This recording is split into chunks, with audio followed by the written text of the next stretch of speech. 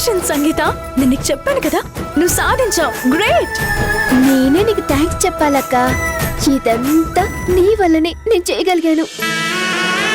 Thanks అక్క. పిచ్చి సంగీత, నువ్వు పాడావు, నువ్వు కష్టపడ్డావు. ఈ గెలుపు నీది, నీది మాత్రమే. సరేనా? ఒకసారి లైవ్. కంగ్రాచులేషన్స్ సింగర్ గారు. మీకోసం ఏం తీసుకురమ్మంటారు? థ్యాంక్స్ బావా. అక్కని తీసుకుని ఈవినింగ్ త్వరగా రండి బావా. అందరం కలిసి హ్యాపీగా సెలబ్రేట్ చేసుకుందాం. అలాగే మేడం, ఉంటాను. సరే బావా, బాయ్. చాలా థ్యాంక్స్ చక్రి. ఈ గెలుపులో నువ్వు కూడా ఉన్నావు. అయ్యో. అవును బాబు, ప్రతిరోజు వచ్చి సంగీతని తీసుకెళ్లి పాటలు పాడేలా చేశావు. సాయంత్రం ఇంటికి రా బాబు, పాయసం చేసి పెడతాను. అయ్యో. అత్తయ్య, చక్రికి పాయసంతో పాటు పార్టీ కూడా కావాలంట. ఓహో. అయితే అదేదో మీరే చూసుకోండి. ముందు ఇంటికి పదండి. పదండి.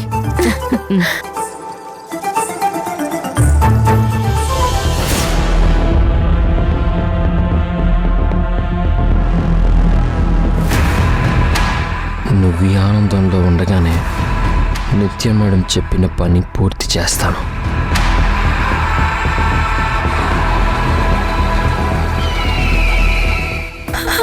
That is my sister. ఏమనుకుంటున్నావు? దట్ ఈజ్ మై మర్దల్. నేనేమనుకుంటాను? గ్రేట్ అనుకుంటాను.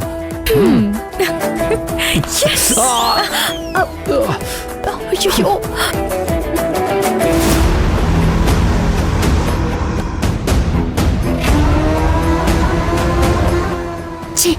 వీళ్ళని ఇంత టెన్షన్ పెడుతున్నా ఇంత ఆనందంగా ఎలా ఉంటున్నారు?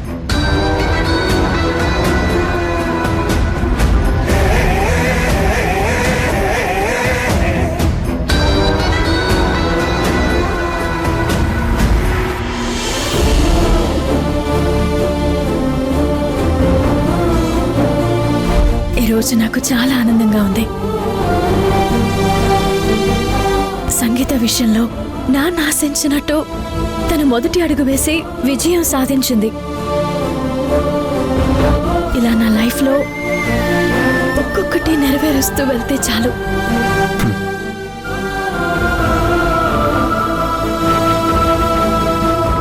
అవి కూడా తొందరలోనే తీరి అత్తయ్య గారు అర్థం చేసుకుంటే ఇక మీరు హ్యాపీగా ఉండొచ్చు. ఏం జరుగుతుంది ఇక్కడ? మన సంగీత తన మొదటి సింగింగ్ కాంపిటీషన్లోనే ఫస్ట్ ప్రైజ్ తీసుకుందంట. వాసు, చిన్న పిల్లాడిలాగా మాట్లాడకు. అక్కడ చెల్లెలు ఫస్ట్ రావచ్చు, కానీ ఇక్కడ అక్క ఒక సమస్యలో ఇరుక్కుపోయింది. ఇది ఎంత పెద్ద ప్రాబ్లమో మీకు అర్థం అవ్వట్లేదా? లంచం తీసుకున్నట్టు ప్రూవ్ అయితే జైలుకి వెళ్లాల్సి ఉంటుంది. ఆ విషయం మర్చిపోకు. అలా జరిగింది, ఇలా జరిగిందని సెలబ్రేషన్ చేసుకుంటున్నారు. సంయుక్త చేసిన దాని గురించి ఆలోచించు. అదేంటో ఫస్ట్ చూడండి. ఇది నా ప్రాబ్లం, నేను చూసుకుంటాను, నేను సాల్వ్ చేసుకుంటాను. నువ్వు దీని గురించి ఆలోచించి స్ట్రెయిన్ స్ట్రెస్ అవ్వకు. ఏదో ఒక సమస్య వచ్చింది కదా అని కుటుంబంలో ఒక వ్యక్తి సాధించిన విజయాన్ని ఆనందంగా పంచుకోకుండా ఉండలేను. నేను స్ట్రెయిన్ అవ్వకుండా సైలెంట్ గా ఉండి ఆలోచించడానికి ఇది నీ ఒక్కదాని ప్రాబ్లం కాదు. నువ్వు ఈ ఛానల్ ఎంప్లాయ్ అని మర్చిపోకు. నువ్వు చేసిన పని వల్ల ఛానల్ పరువు పోయేలా ఉంది. ఈ ఛానల్ సీఈఓగా నేను దీన్ని భరించలేను. నిత్య, నీకిది వరకే చెప్పాను, తను ఏ తప్పు చేయలేదని. 48 గంటల టైం కూడా తీసుకున్నాను. ఈలోపు తను ఏ తప్పు చేయలేదని ప్రూవ్ చేసుకోకపోతే నువ్వేం మాటలన్నా, నువ్వెలాంటి నిర్ణయాలు తీసుకున్నా మాకు సంబంధం లేదు. కానీ ఈలోపు తనేదో తప్పు చేసినట్టు మాట్లాడుకో, అదెవ్వరికి మంచిది కాదు. నేను చెప్పాను కదా, ఇది మేము చూసుకుంటామని. మా వల్ల ఛానల్కి ఎలాంటి సమస్య రాదు.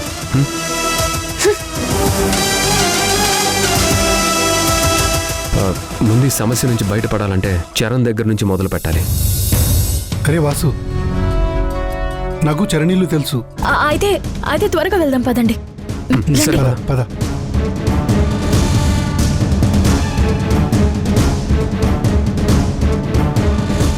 సార్ ఒక్క నిమిషం సార్. మేడంని చాలా రోజుల నుంచి చూస్తున్నాను సార్. మేడం తప్పు చేసిందంటే నేను నమ్మను. అందుకని మీతో పాటు నేను కూడా వచ్చి మేడం ఏ తప్పు చేయలేదని ప్రూవ్ చేయటంలో నేను ఉంటాను సార్. వెళ్దాం పద. పదండి సార్.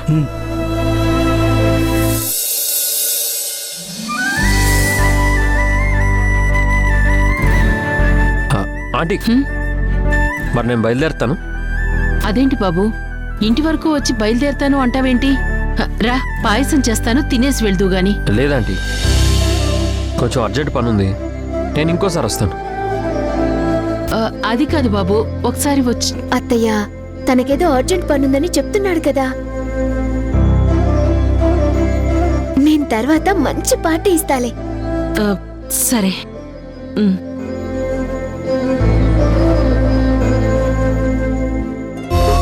బాయ్ సంగీత. బాయ్. కొంచెం సేపు ఉండమని అడగచ్చు కదా. ఛ!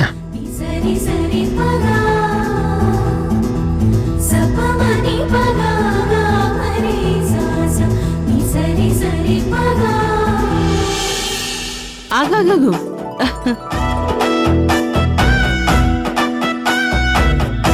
అందరి దిష్టి పోవాలి.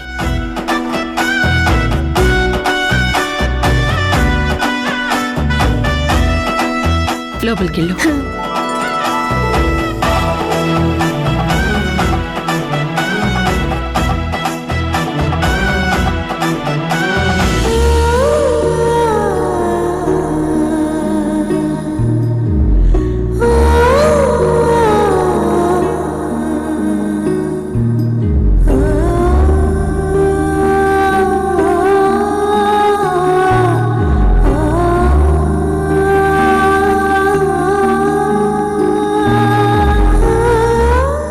సింగర్ని కావాలని మీరెంతో ఆశపడ్డారు.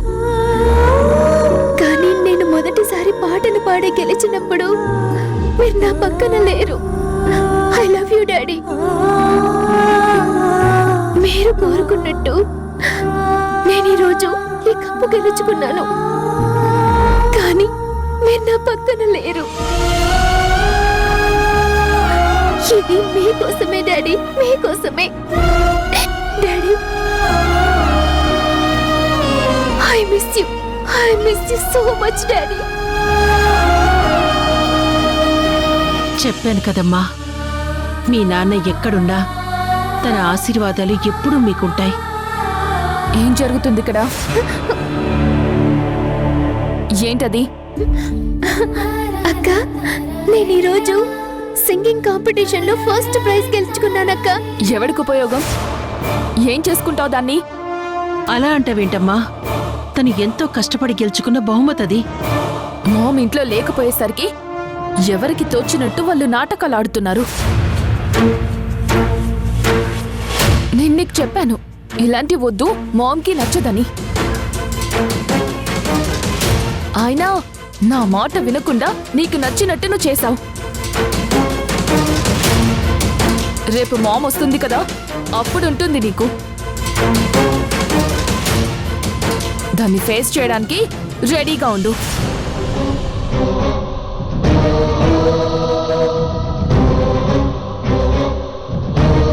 అదేం తప్పు చేసిందని రేపు మీ అమ్మ వస్తే అని భయపెడుతున్నావు? నీలాగా బరి తెగించి తిరగడం లేదుగా.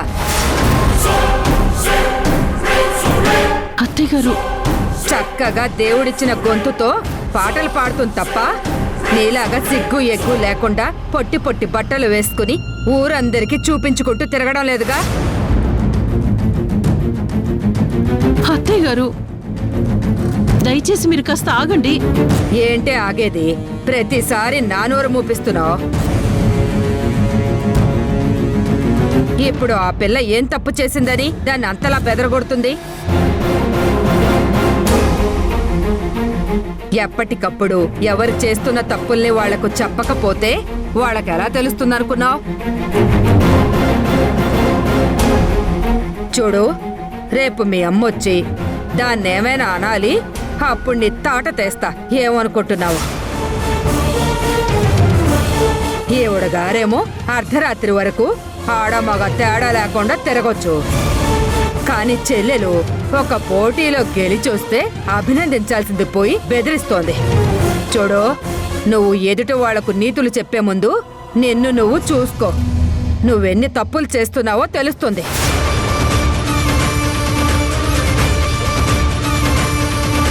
మామ్ లేని టైం చూసి నన్ను మాటలతో టార్చర్ చేస్తున్నారు. నిన్న కూడా అంతే. మీరు తిట్టడం, మీ మనవడేమో నన్ను కొట్టాలని చూడ్డం. రేపు మా మామ్ వచ్చిన తర్వాత మీ అందరంతా చూస్తాను. హోసే, నీ తాటాకు చప్పుళ్ళు నా దగ్గర చేసి నన్ను బెదిరించాలని చూడకు. నేను మీ అమ్మని కాదు, వాళ్ళ అమ్మకు కూడా భయపడను. ఏమనుకుంటున్నావు? నాకు తిక్క రేగితే నిన్ను మీ అమ్మని ఇద్దరిని చాప చుట్టినట్టు చుట్టి బయటికి విసిరేస్తాను. అప్పుడు ఏ చెత్తకుండి పక్కన దాక్కోవాలి. నన్ను మామ్ని ఇన్ని మాటలు అనడానికి నీకసలు ఏం హక్కుంది? అది నా చెల్లి. నేను దాన్ని బెదిరిస్తాను, కొడతాను. మీకేంటి నొప్పి?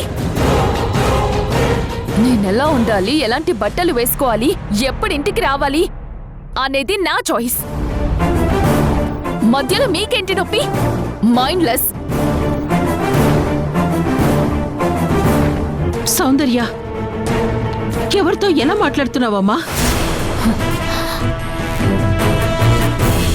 కనీసం ఆవిడ వయసుకైనా గౌరవం ఇవ్వమ్మా. వయసును బట్టి గౌరవం ఇవ్వరు. చేసే పనులను బట్టి, మాట్లాడే మాటలను బట్టి గౌరవం ఇస్తారు.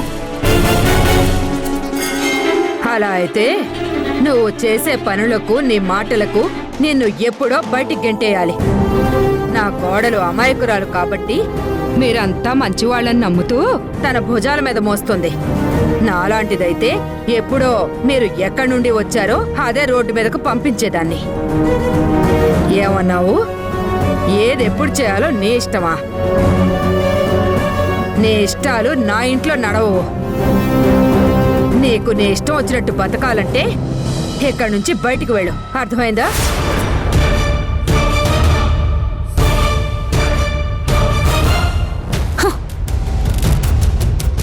ఏంటత్తయ్యా, మీరు కూడా వాళ్లతో పాటు వాళ్ళలాగా మాట్లాడతారేంటి? నాకు అలాగే వచ్చే. నీలాగా ఎదురుగా తప్పు జరుగుతున్నా అయ్యో అందరూ నా వాళ్ళు ఎక్కడ బాధపడతారోనని నోరు మూసుకుని ఉండలేను. ఎవరికి ఎలా సమాధానం చెప్పాలో నేను అలాగే చెప్తాను.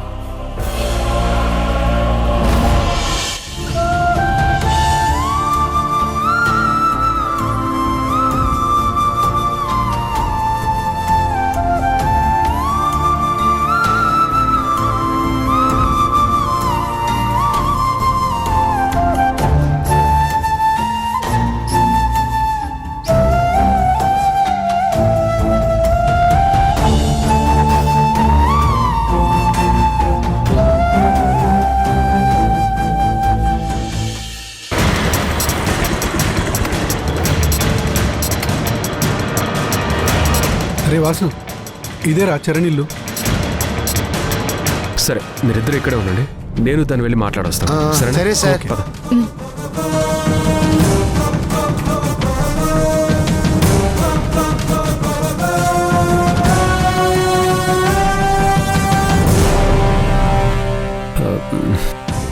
వచ్చారు. నమస్తే అండి. నమస్తే. నా పేరు సంయుక్త. ఓకే. మేము చరణ్ గారి ఆఫీస్లో వర్క్ చేస్తున్నాం. అవునా? కొంచెం చరణ్ గారిని పిలుస్తారా? ఆఫీస్ వర్క్ గురించి మాట్లాడాలి. ఆయన ఇంట్లో లేరు. ఆఫీస్ పని మీద ముంబై వెళ్తున్నాను, రావడానికి వారం రోజులు పడుతుందని చెప్పారు. ఎందుకు ఎప్పుడు వెళ్ళాడమ్మా? 2 రోజులు అవుతుంది. 2 రోజులా?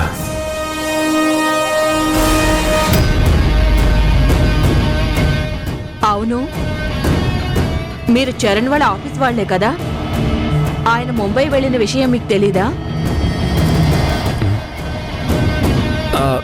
అమ్మ అంటే అదేంటంటే అతను మా డిపార్ట్మెంట్ కాదు, అందుకే తెలీదు. ఏమైనా సమస్య? అయ్యో ఏం లేదు. అలాంటిదేం లేదు, ఏదో వర్క్ గురించి మాట్లాడదామని వచ్చాం. వస్తాం. వస్తాం. Thank you. ఓకే. పద.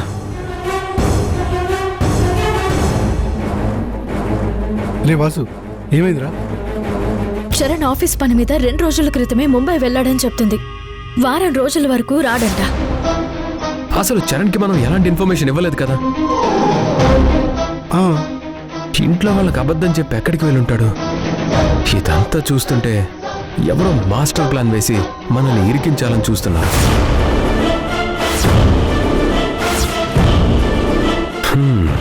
మన చుట్టూ ఏదో పెద్ద కుట్ర జరుగుతుందనిపిస్తుంది.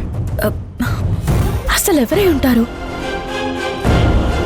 ఆఫీసులో మనల్ని ఇబ్బంది పెట్టాల్సిన అవసరం ఎవరికుంది?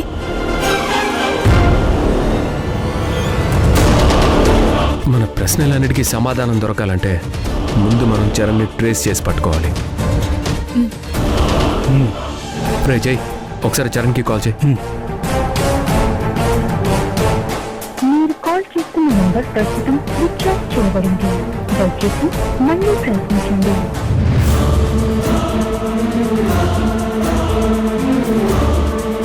ఏమైందిరా?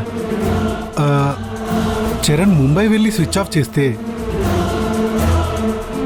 ఫోన్ వాయిస్ హిందీలో రావాలి, కానీ తెలుగులో స్విచ్ ఆఫ్ అని చెప్తుంది ఏంటి?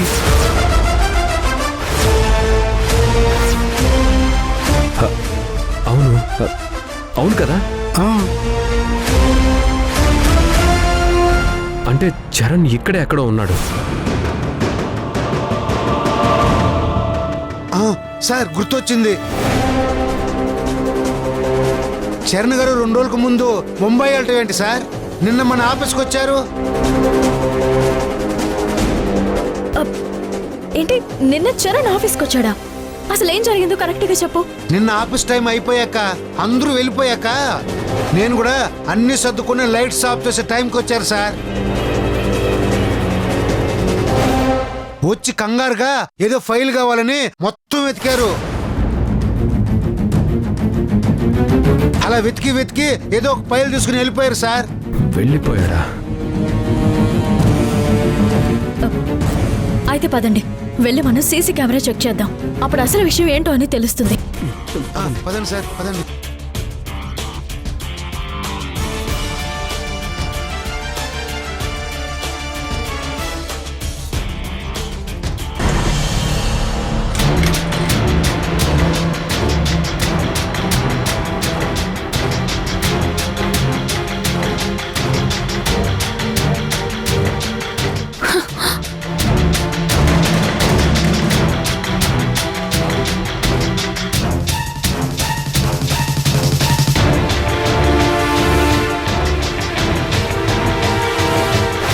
నీలాగా సిగ్గు ఎగ్గు లేకుండా పొట్టి పొట్టి బట్టలు వేసుకుని ఊరందరికీ చూపించుకుంటూ తిరగడం లేదుగా.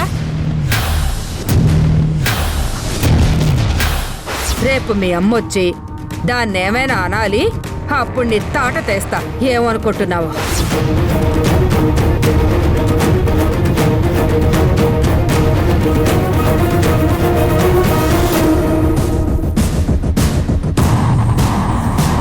వెంటనే ఈ విషయాలన్నీ మామ్కి కాల్ చేసి చెప్పాలి. The number you are trying to call is currently not reachable. Please try again later. Ma'am ఏ మారుమూల గ్రామానికి వెళ్ళిందని ఫోన్ కలవడం లేదు. వెళ్ళింది ముంబైయే కదా.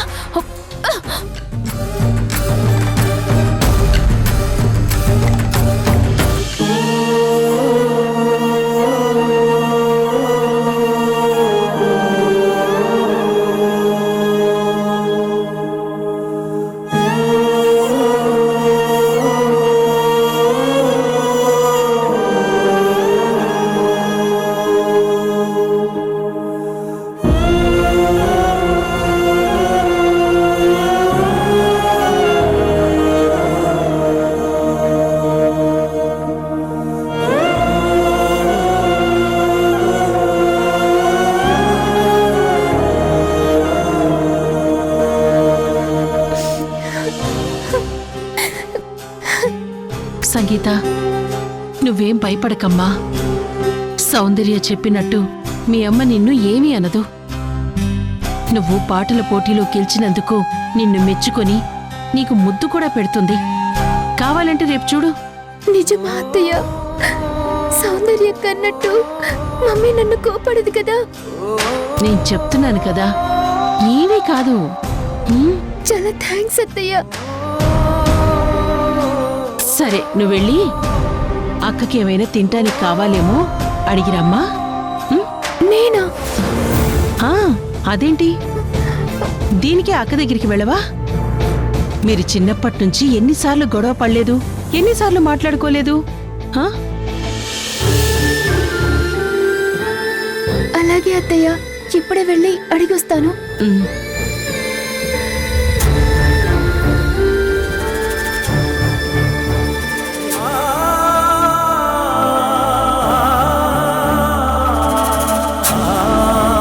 అక్క, ఏంటి?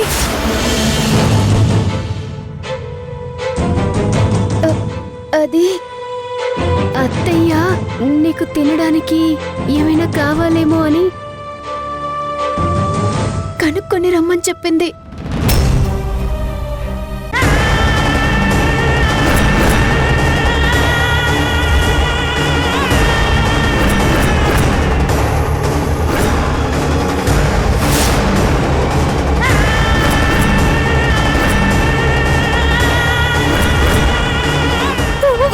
తీసుకో కాజు, అమ్మని చంపు.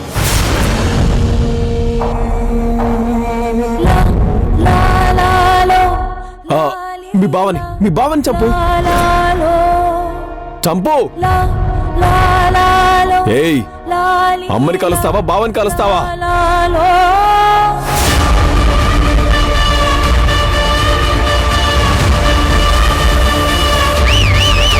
అది 4 3 2 1